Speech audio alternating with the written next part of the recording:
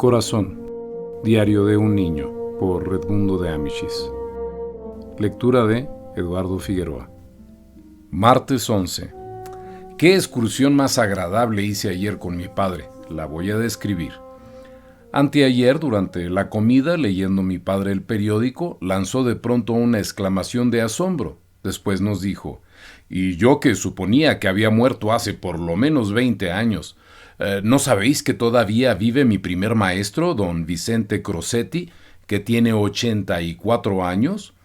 Acabo de enterarme de que el ministerio le ha concedido la medalla del trabajo por los 60 años que ha dedicado a la enseñanza. 60 años. ¿Qué os parece? Y hace solamente 2 que dejó de dar clase. Pobre señor. Vive a 1 hora en tren de aquí, en Cóndove, el pueblo de nuestra antigua jardinera del chalet de Chieri».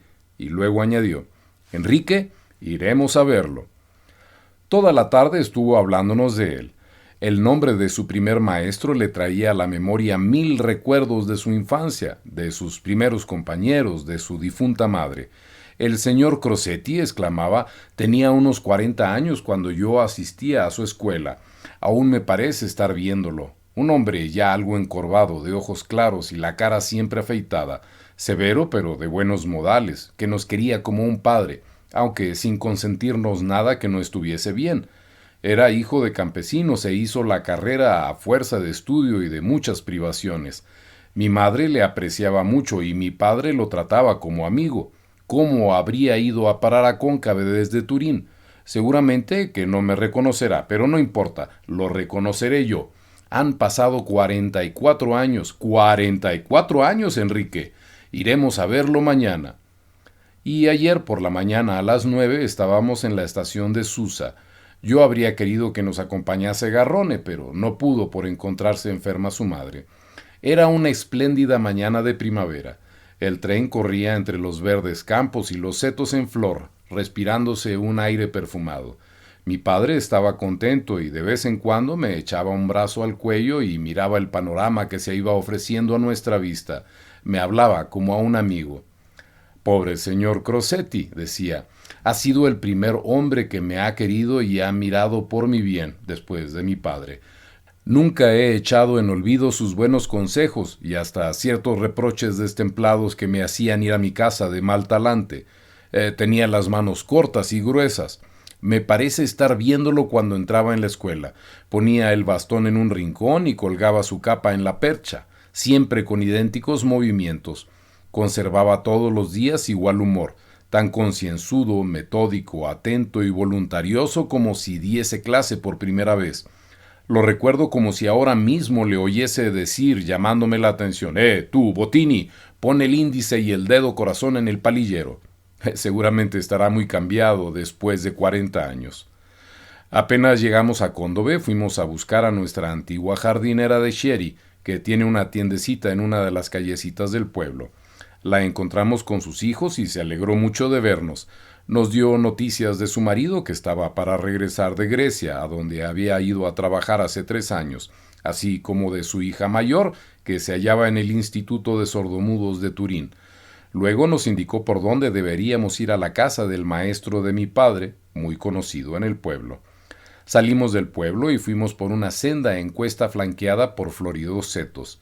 Mi padre no hablaba, parecía que fuera absorto en sus pensamientos y de vez en cuando se sonreía y luego movía la cabeza.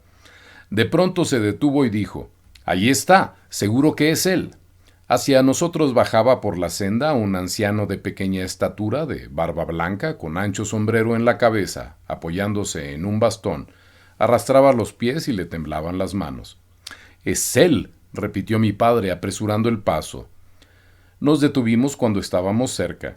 También se detuvo el anciano, que miró a mi padre. Tenía la cara todavía fresca y los ojos claros y vivarachos.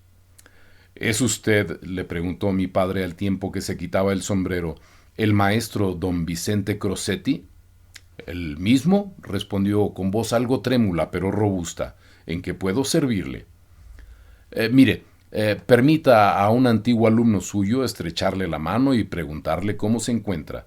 He venido de Turín expresamente para verlo». El anciano le miró extrañado, luego dijo: Es mucho honor para mí. No sé. ¿Cuándo fue alumno mío? Perdone, ¿quiere hacer el favor de decirme su nombre? Alberto Bottini, le contestó mi padre, añadiendo el lugar y el año en que había asistido a su escuela. Usted, claro está, no se acordará de mí, pero yo sí lo recuerdo perfectamente. El maestro inclinó la cabeza y miró al suelo, pensativo, y murmuró 2 o 3 veces el nombre de mi padre. Después dijo lentamente: Alberto Bottini, el hijo del ingeniero Bottini que vivía en la plaza de la Consolata. El mismo, le respondió mi padre tendiéndole las manos. Entonces permíteme, mi querido amigo, que te dé un abrazo. Así lo hizo, y su blanca cabeza apenas si llegaba al hombro de mi padre, quien apoyó su mejilla en la frente del anciano. Luego me presentó. Este es mi hijo, Enrique. El anciano me miró con complacencia y me besó en la frente. A continuación nos dijo: Venid conmigo. Sin añadir más, se volvió y nos encaminamos hacia su casa. Llegamos a una pequeña explanada ante la cual había una casita con 2 puertas, una de las cuales tenía encalado un trozo de pared en su derredor. El maestro abrió la puerta y nos invitó a pasar. Entramos en una pequeña estancia con sus 4 paredes encaladas. En un rincón había una cama de tablas con jergón de hojas de maíz y una cubierta de cuadros blancos y azules. En otra se veía una mesita y una pequeña biblioteca. 4 sillas completaban el modesto mobiliario. En una de las paredes un viejo mapa sujeto con tachuelas. Se percibía olor a miel. Nos sentamos los 3. Mi padre y el maestro se miraron un rato en silencio. «¡Con qué Bottini!», exclamó el maestro fijando su mirada en el suelo enladrillado, donde el sol reflejaba un tablero de ajedrez. «Me acuerdo muy bien. Tu madre era una señora muy buena. Tú estuviste el primer año en el primer banco, junto a la ventana. Fíjate si me acuerdo. Aún me parece estar viendo tu cabeza rizada». Luego pensó un momento. «Eras un chico muy espabilado. El segundo año estuviste enfermo de garrotillo. Me acuerdo que te llevaron después a clase muy demacrado, envuelto en un mantón. Han pasado 40 años, ¿no es verdad? Has hecho bien en acordarte de tu pobre maestro. Han venido otros a visitarme, entre ellos un coronel, sacerdotes y otros de diversas profesiones». Luego preguntó a mi padre a qué se dedicaba y a continuación añadió: me alegro de todo corazón que hayas venido y te doy las gracias. Hacía tiempo que no veía a ninguno de mis antiguos alumnos y temo que seas precisamente tú el último. ¡Ja! No diga usted eso, exclamó mi padre. Usted está bien y aún tiene mucha vitalidad. Ah, no, respondió él. ¿Es que no ves cómo tiemblo? Y enseñó sus manos. Este es un mal indicio. Me acometió el temblor hace 3 años, estando en clase. Al principio no hice caso creyendo que se me pasaría, pero no ha sido así, sino que ha ido en aumento. Aquel día, cuando por primera vez hice un garrapato en el cuaderno de un chico, fue un golpe mortal para mí. Puedes creerlo. Aún seguí dando clases por cierto tiempo, pero llegó un momento en que ya no me fue posible continuar. Al cabo de 60 años dedicados a la enseñanza, tuve que despedirme de la escuela, de los alumnos y del trabajo, y lo sentí muchísimo, como puedes figurarte. La última vez que di clase me acompañaron todos a casa y me festejaron, pero yo estaba triste, comprendiendo que se me acababa la vida. El año antes había perdido a mi esposa y a mi único hijo, que murió de apendicitis. No me quedaron más que 2 nietos campesinos. Ahora vivo con algunos cientos de liras que me dan de pensión. No hago nada y los días parece que no tienen fin. Mi única ocupación, ya lo ves, es hojear mis viejos libros de escuela, colecciones de periódicos y diarios escolares, así como algunos libros que me han regalado. Míralos, dijo, señalando la biblioteca. Allí están mis recuerdos, todo mi pasado. No me queda otra cosa en el mundo. Luego, en tono repentinamente jovial, dijo: Te voy a proporcionar una grata sorpresa, querido Bottini. Se levantó y, acercándose a la mesa, abrió un largo cajón que contenía muchos pequeños paquetes, todos ellos atados con un cordoncito, apareciendo escrita en cada uno una fecha de 4 cifras. Después de haber buscado un poco, desató una hoja, hojeó muchos papeles y sacó uno amarillento que presentó a mi padre. Era un trabajo escolar suyo de la escuela, realizado 40 años atrás. En la cabecera había escrito Alberto Bottini, dictado 3 de abril de 1838. Mi padre reconoció enseguida su letra gruesa de niño y empezó a leer sonriéndose. Mas de pronto se le humedecieron los ojos. Yo me apresuré a preguntarle qué le pasaba. Él me rodeó con un brazo la cintura y apretándome contra mí me dijo: «Mira esta hoja. ¿Ves? Estas correcciones las hizo mi pobre madre. Ella siempre me reforzaba las L's y las T's. Los últimos renglones son enteramente suyos. Había aprendido a imitar perfectamente mis rasgos y, cuando yo estaba rendido de sueño, ella terminaba el trabajo por mí. Bendita madre mía». Dicho esto, besó la página. «Aquí están», dijo el maestro enseñando otros paquetes, «mis memorias». Cada año iba poniendo aparte un trabajo de cada uno de mis alumnos, teniéndolos todos ordenados y numerados. A veces los hojeo y leo al azar algunas líneas, volviendo a mi recuerdo mil cosas, con lo que me parece revivir el tiempo pasado. ¡Ay, cuántos años han transcurrido, querido Bottini! Yo cierro los ojos y veo caras y más caras, clase tras clase, centenares y centenares de chicos, muchos de los cuales han desaparecido ya. De no pocos me acuerdo perfectamente. Me acuerdo bien de los mejores y de los peores, de los que han proporcionado muchas satisfacciones y de quienes me han hecho pasar momentos tristes, porque de todo ha habido en la vida, como es fácil suponer. Pero ahora, ya la comprenderás, es como si me encontrase en el otro mundo y a todos los quiero igualmente. Se volvió a sentar y tomó una de mis manos entre las suyas. ¿Y de mí?, le preguntó a mi padre sonriéndose. ¿No recuerdas ninguna mala pasada? ¿De ti?, respondió el anciano sonriendo también. Por el momento no, pero eso no quiere decir que no hicieras alguna. Eras un chico juicioso, tal vez más serio de lo que correspondía a tu edad. Me acuerdo de lo mucho que te quería tu buena madre. Has hecho bien y te agradezco la atención que has tenido conmigo en venir a verme. ¿Cómo has podido dejar tus ocupaciones para llegar a la morada de tu pobre y viejo maestro? Oiga, señor Crosetti, dijo mi padre con viveza, me acuerdo como si fuese ahora la primera vez que mi madre me acompañó a la escuela, debiendo separarse de mí por espacio de 2 horas y dejarme afuera de la casa en manos de una persona desconocida. Esa es la verdad. Para aquella santa criatura, mi ingreso en la escuela era como la entrada en el mundo, la primera de una serie de separaciones dolorosas pero necesarias. La sociedad le quitaba por primera vez al hijo para no devolvérselo ya por completo. Estaba emocionada y yo también. Me recomendó a usted con voz temblorosa y luego, al marcharse, aún me saludó por un resquicio de la puerta, con los ojos llenos de lágrimas. Y precisamente entonces le hizo usted un ademán con una mano, poniéndole la otra sobre el pecho como diciéndole: «Confía en mí, señora». Pues bien, jamás lo he olvidado, sino que siempre ha permanecido en mi corazón aquel gesto suyo, aquella mirada que eran expresiones de que usted se había percatado de los sentimientos de mi madre y que constituían la honesta promesa de protección, de cariño y de indulgencia. Ese recuerdo es el que me ha impulsado a salir de Turín, y aquí me tiene, al cabo de 44 años, para decirle: «Gracias, querido maestro». El maestro no respondió. Me acariciaba el pelo con los dedos y su mano temblaba, saltando del pelo a la frente y de ésta al hombro. Entretanto, mi padre miraba las desnudas paredes, el mísero lecho, un pedazo de pan y una botella de aceite que había en la ventana, como si quisiera decir: ¿es este el premio que se otorga después de 60 años de intenso trabajo?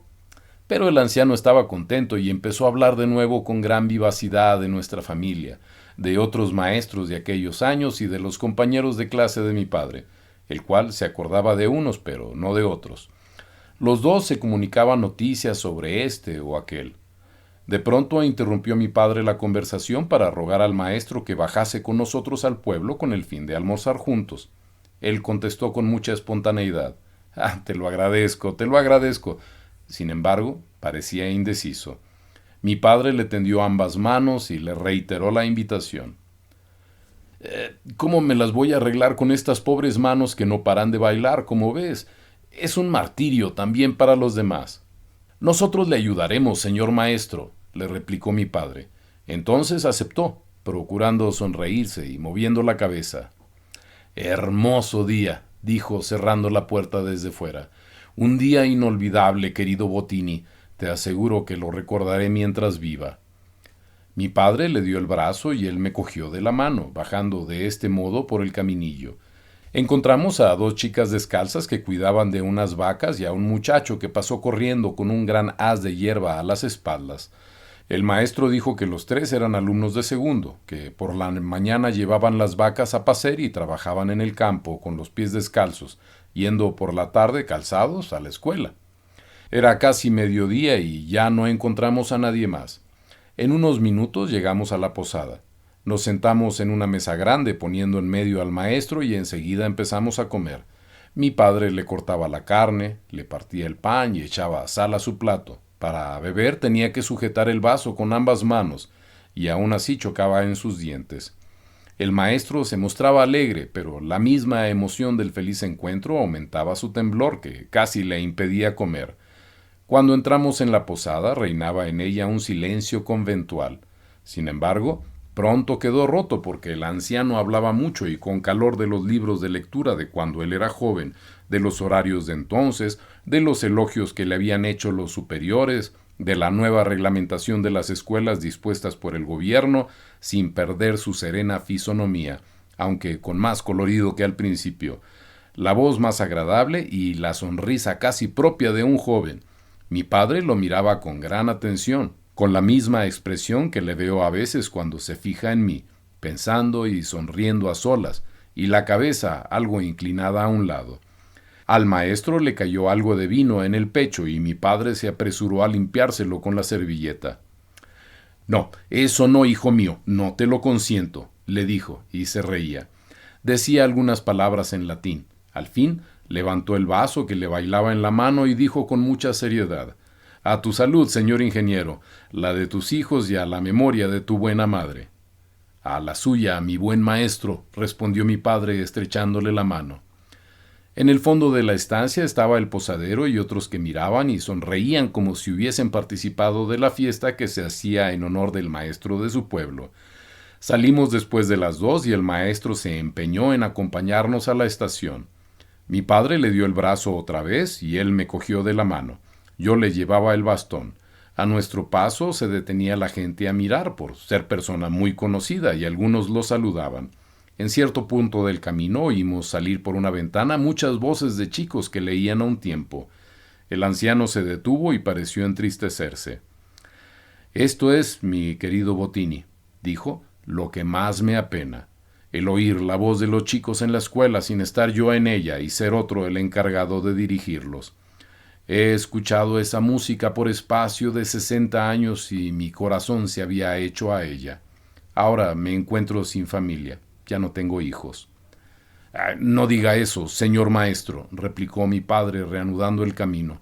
Usted tiene muchos hijos esparcidos por el ancho mundo que se acuerdan de usted lo mismo que yo me he acordado siempre. No, no, respondió el maestro con tristeza. Ya no tengo escuela y carezco de hijos. Así no creo poder vivir mucho tiempo. Pronto sonará mi última hora. Por Dios, no piense así, le dijo mi padre. De todos modos, usted ha cumplido con su deber, ha hecho mucho bien y ha empleado noblemente su vida. El maestro inclinó un momento su blanca cabeza en el hombro de mi padre y me dio un apretón. Llegamos a la estación cuando el tren estaba para salir. Adiós, señor maestro, dijo mi padre abrazándolo y besándolo en ambas mejillas. Adiós, hijo, y muchas gracias, respondió el maestro tomándole una mano entre las suyas temblorosas y llevándoselas al corazón. Después lo besé yo y noté que tenía mojada la cara. Mi padre me ayudó a subir al tren y, cuando iba a subir él, cogió con rapidez el tosco bastón que llevaba en su mano el maestro y le puso en su lugar la hermosa caña con empuñadura de plata y sus iniciales diciéndole: «Guárdela como un recuerdo mío». El anciano intentó devolvérsela y recobrar su bastón, pero mi padre estaba ya dentro y cerró la portezuela. «Adiós, querido maestro». «Adiós, hijo», respondió él mientras el tren se ponía en movimiento. y que Dios te bendiga por el consuelo que me has traído. ¡Hasta la vista!, gritó mi padre agitando la mano. Pero el maestro movió la cabeza como diciendo, ya no nos volveremos a ver. Sí, hasta otra vez, replicó mi padre. Él respondió levantando su trémula mano, señalando al cielo. Allá arriba. Y desapareció de nuestra vista con la mano en alto. Jueves 20. ¿Y quién iba a decirme cuando regresaba con mi padre de tan grata excursión que por espacio de 10 días no podría ver el campo ni el cielo? He estado muy malo, en peligro de muerte. He oído sollozar a mi madre y he visto a mi padre muy pálido, mirándome fijamente, y a mi hermana Silvia y a mi hermanito hablando en voz muy baja, y al médico de las gafas que no se apartaba de mi lado y me decía cosas que no entendía. He estado a punto de despedirme de todos para siempre. Pobre mamá, pasé 3 o 4 días por lo menos de los que no recuerdo nada en absoluto, como si hubiese estado en medio de un sueño embrollado y oscuro. Me parece haber visto junto a mi cama a mi buena maestra de la primera superior, esforzándose por reprimir la tos con el pañuelito para no molestarme. Recuerdo muy confusamente a mi maestro que se inclinó para besarme y me pinchó un poco la cara con la barba. Vi pasar como en medio de espesa niebla la rubia cabeza de Crossi, los dorados rizos de Derossi, el calabrés vestido de negro y a Garrone, que me trajo una naranja mandarina con un verde ramito de hojas y que se marchó enseguida porque su madre estaba enferma. Después me desperté de un sueño muy largo y comprendí que estaba mejor viendo sonreír a mi madre y oyendo canturrear a Silvia. ¡Qué sueño más triste ha sido! Luego empecé a mejorar día a día. Vino el albañilito que me hizo reír por primera vez después de tanto tiempo poniéndome su acostumbrado hocico de liebre. Qué bien le sale ahora que se le ha alargado un poco la cara por la enfermedad. Ha venido Coretti y Garoffi, con el fin de regalarme 2 participaciones de su nueva rifa para una navaja con 5 sorpresas que compró a un vendedor ambulante en la calle Bertola. Ayer, por último, mientras dormía, vino Precossi, poniendo la mejilla debajo de mi mano pero sin despertarme, y como venía de la herrería con la cara ennegrecida por el carbón, me dejó tiznada la manga, cosa que me ha gustado ver al despertarme. Qué verdes se han puesto los árboles en estos días, y qué envidia me dan los chicos que van a la escuela con sus libros, cuando mi padre me asoma a la ventana. Pero también empezaré a ir yo otra vez pronto. Estoy impaciente por volver a ver a mis compañeros, mi banco, el jardín, las calles de costumbre, saber todo lo que me ha sucedido estos días, coger de nuevo mis libros y cuadernos, que me parece no los haya tocado en un año. Qué delgada y pálida está mi pobre mamá, qué expresión de cansancio tiene mi padre, y qué decir de mis compañeros que vinieron a verme y caminaban de puntillas y me besaban en la frente. Me da pena pensar que un día tendremos que separarnos. Tal vez continúe los estudios con Derossi y algún otro, pero ¿y los demás? Una vez terminados los estudios primarios, ya no volveremos a vernos, ya no vendrán a visitarme cuando esté enfermo. Me tendré que separar definitivamente de Garrone, de Precossi, de Coretti, de tantos buenos y queridos compañeros.